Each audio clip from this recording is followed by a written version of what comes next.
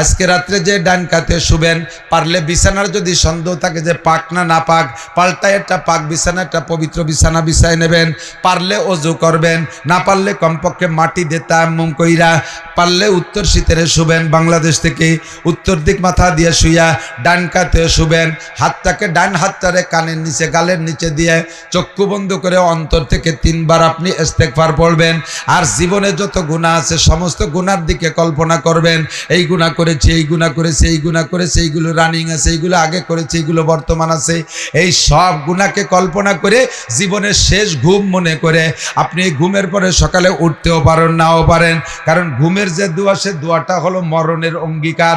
আল্লাহুম্মা বিসমিকা আমুতু, আল্লাহ তোমার নামে মরিতেছি। আমুতু মানে কি? মরিতেছি। এই মরণের পরে, ঘুমের পরে আর উঠতেও পারি, নাও পারি, জীবনের শেষ ঘুম হতে পারে, উঠার পরে আর তওবা করার সুযোগ নাও পেতে পারি।